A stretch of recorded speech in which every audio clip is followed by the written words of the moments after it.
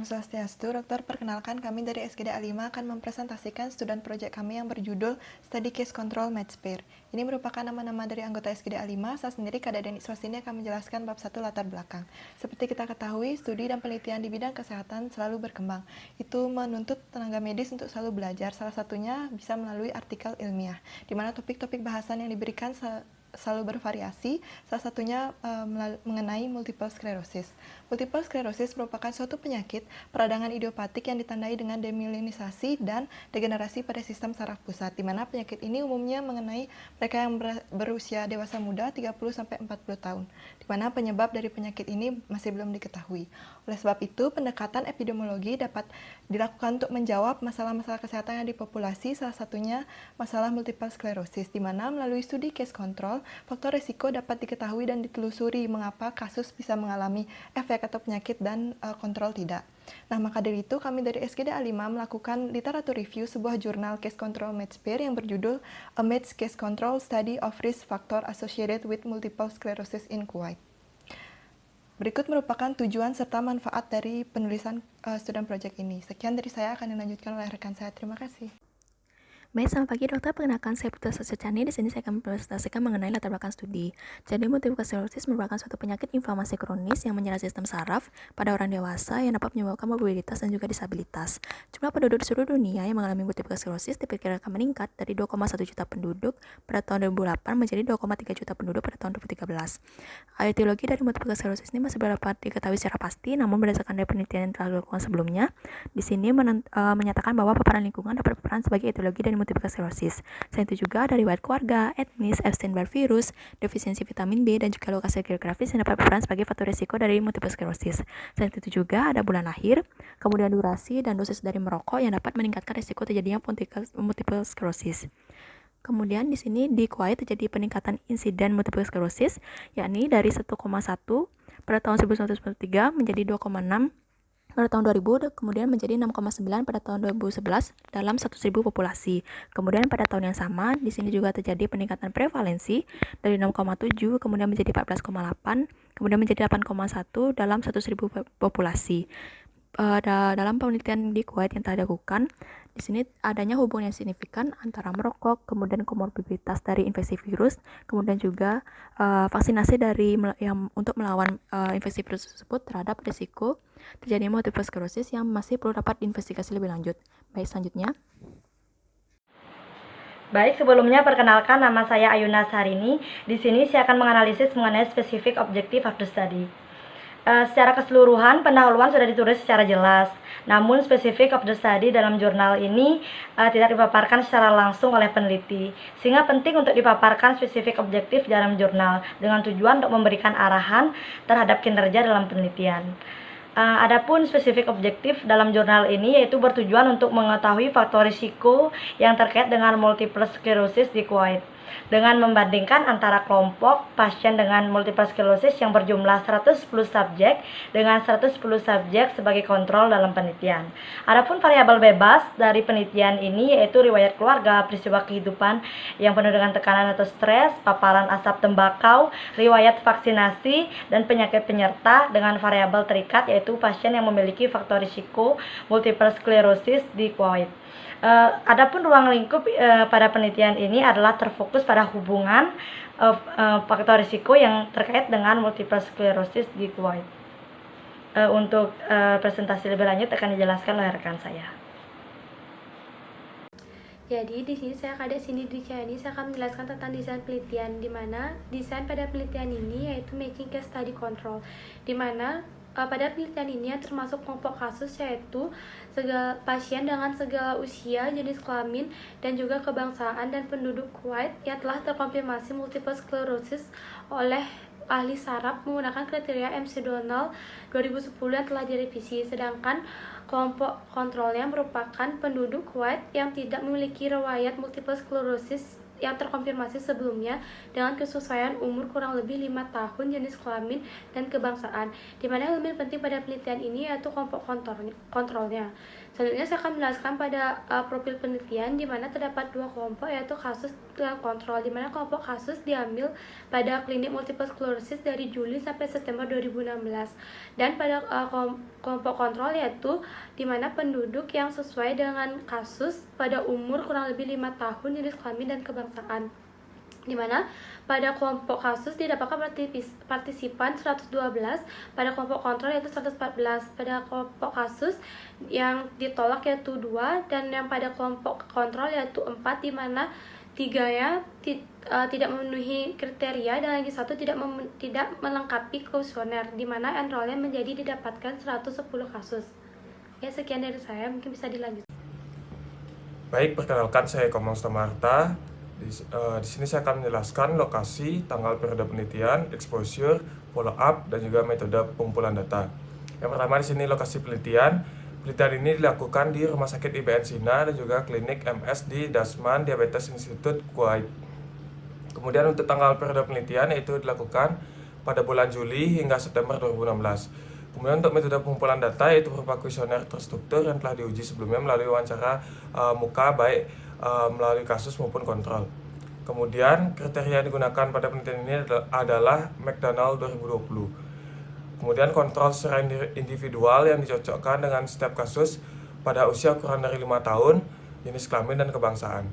Kemudian riwayat paparan asap tembakau dan perokok pasir diperoleh dari kasus dan kontrol dengan menanyakan tentang riwayat merokok sebelumnya. Kemudian paparan asap tembakau untuk periode sebelum onset atau pseudo onset MS ini dinilai masing-masing dalam kasus dan juga kontrol. Dan terakhir yaitu subjek kontrol diminta untuk melaporkan exposure mereka sebelum akhir tahun indeks, yaitu tahun terjadinya pseudo onset MS mereka. Mungkin sekian yang dapat saya jelaskan.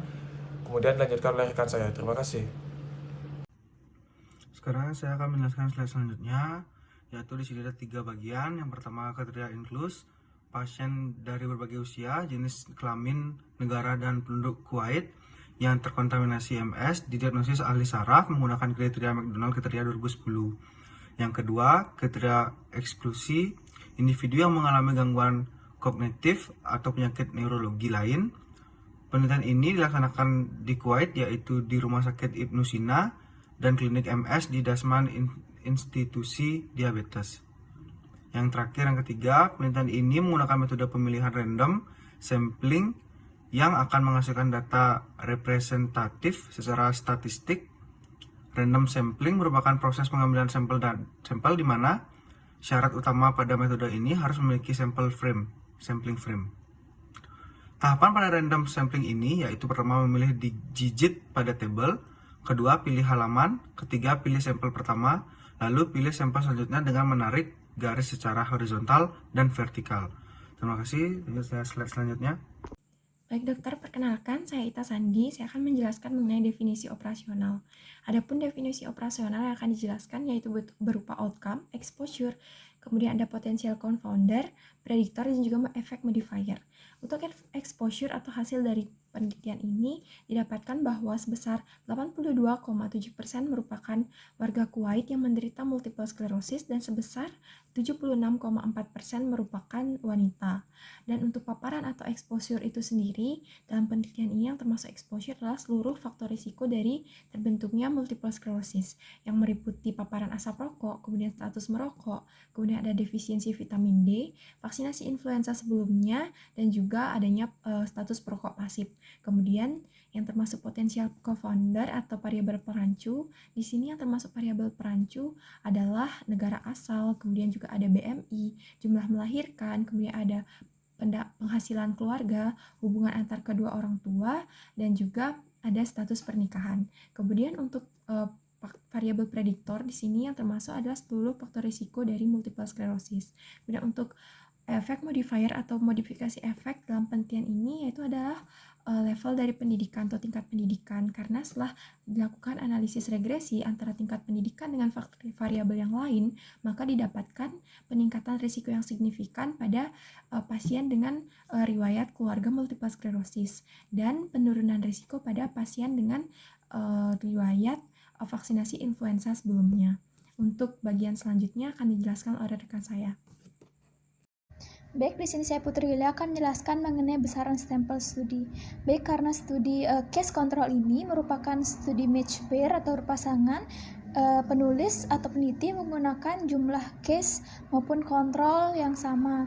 Studi ini menggunakan desain kasus sebanyak 100 orang yang terdiagnosis multiple sclerosis yang merupakan penduduk white dari segala usia, jenis kelamin maupun kebangsaan, dan 100 orang tanpa multiple sclerosis, yaitu penduduk white tanpa riwayat diagnosis multiple sclerosis sebelumnya pada usia kurang lebih 5 tahun dari segala jenis kelamin maupun kebangsaan sebagai kontrol, sehingga didapatkan rasio yaitu 1:1. Nah, dengan menghubungkan sebagian besar paparan potensial atau yang memiliki prevalensi 0,25 ataupun lebih tinggi pada populasi umum dan multiple sclerosis dengan median odds ratio atau MOR 2,5 atau lebih tinggi dengan menggunakan regresi logistik kondisional dengan tingkat signifikansi yaitu sebesar 5%. Saya Naugurati Dewi Putri akan melanjutkan presentasi mengenai metode statistik yang digunakan dalam studi. Adapun metode statistik yang digunakan yaitu metode analisis regresi logistik bersyarat, univariat, dan multivariat menggunakan stata 14,2 dengan penyebaran sebagai berikut. Analisis regresi logistik univariabel dari faktor risiko yang terkait dengan multiple sclerosis dalam studi kasus kontrol di Kuwait diketahui variabel secara signifikan berupa P kurang dari sama dengan 0,15 dan pada MOR adjusted dan interval kepercayaan 95% dihitung dari estimasi parameter modal akhir. Hasil dari analisis logistik bersyarat univariabel menunjukkan bahwa pada kasus tersebut kebanyakan memiliki riwayat keluarga dengan multiple sclerosis positif dengan P sama dengan 0,002 atau belum menerima vaksin virus influenza A dan B dengan P sama dengan 0,030. Kelompok kasus multiple sclerosis diketahui tidak memiliki perbedaan secara statistik dalam hal faktor risiko dari kelompok match control. Analisis regresi logistik bersyarat multivariabel memiliki hasil bahwa ditunjukkan setelah menyesuaikan dengan pengaruh tingkat pendidikan, kelompok kasus lebih cenderung memiliki riwayat keluarga MS yang positif dengan MOR adjusted 5,1 atau 95% dan CI sama dengan 2,1 sampai 12,4 dengan P kurang dari 0,001 jika dibandingkan dengan kelompok kontrol. Selain itu, setelah memperhitungkan efek tingkat pendidikan, kelompok kasus secara signifikan lebih kecil kemungkinannya untuk menerima vaksin virus influenza A dan B sebelum onset multiple sclerosis dengan MOR adjusted yaitu 0,4 atau 95% dengan CI sama dengan 0,2 sampai 0,8 dengan P sama dengan 0,010 jika dibandingkan dengan kelompok kontrol. Perkenalkan, saya Nodi. Di sini saya akan menjelaskan hasil studi. Dalam studi kasus kontrol ini, terdapat 112 pasien multiple sclerosis diundang untuk berpartisipasi dalam studi ini dan sebanyak 110 pasien yang bersedia untuk berpartisipasi. 110 multiple sclerosis dan 110 subjek kontrol dicocokkan dengan kasus pada usia kurang lebih 5 tahun, jenis kelamin, kebangsaan yang terdaftar. Baik dalam kasus maupun kontrol, 82,7% itu adalah warga negara Kuwait dan 76,4% adalah perempuan. Distribusi karakteristik demografis seperti status perkawinan, pendapatan bulanan, tempat tinggal, dan distribusi relatif faktor risiko potensial dalam kasus dan kontrol. Baik, saya Satya Vijayananda, NIM 17025111144 akan melanjutkan presentasi tentang hasil studi, yaitu yang dimana untuk unvariable conditional logistic analysis menunjukkan bahwa kasus dengan riwayat keluarga MS yang positif P sama dengan 0,002 atau lebih kecil kemungkinan menerima vaksin virus influenza A dan B P sama dengan 0,030. Kasus dibandingkan dengan kontrol yang cocok tidak berbeda signifikan dalam beberapa hal. Hal yang masukkan adalah apakah merokok aktif atau pasif, lalu jumlah saudara kandung, lalu hubungan orang tua, kehadiran di Kuwait selama perang pertama tahun 1990, riwayat tonsilektomi dan usus buntu. Lalu juga untuk final multivariable conditional logistic regression model menunjukkan setelah menyesuaikan dengan pengaruh tingkat pendidikan, kasus dibandingkan kontrol lebih cenderung memiliki riwayat keluarga MS yang MORADJ sama dengan 5,1, 95% CL sama dengan 2, 1 sampai 12,4, P kurang dari 0,0001. Dan juga di sini memperhitungkan pengaruh tingkat pendidikan, maka kasus dibandingkan dengan kontrol secara signifikan lebih kecil kemungkinan untuk menerima vaksin influenza A dan B sebelum onset MS. MORADJ sama dengan 0,4, 95% CL 0,2 sampai 0,8, P sama dengan 0,010. Untuk senja akan dijelaskan oleh teman saya. Perkenalkan, saya Satika. Di sini saya akan menjelaskan mengenai kesimpulan. Jadi pada studi ini menunjukkan bahwa riwayat keluarga MS secara signifikan dikaitkan dengan peningkatan risiko MS. Sedangkan vaksinasi terhadap virus influenza A dan B menawarkan perlindungan yang signifikan terhadap MS. Penelitian lebih lanjut diindikasikan untuk memverifikasi hubungan yang diamati dan sebelumnya tidak dilaporkan ini. Lebih lanjut, pertanyaan yang masih belum terjawab adalah mengapa merokok terus memiliki hubungan yang tidak signifikan dengan MS dalam hal ini, dan penelitian dia sebelumnya yang dilaporkan dari Kuwait dibandingkan dengan apa yang telah dilaporkan secara konsisten di tempat lain. Penelitian selanjutnya perlu mempertimbangkan aspek ini mungkin melalui pengukuran objektif terhadap paparan asap tembakau di negara-negara Timur Tengah termasuk Kuwait. Terima kasih.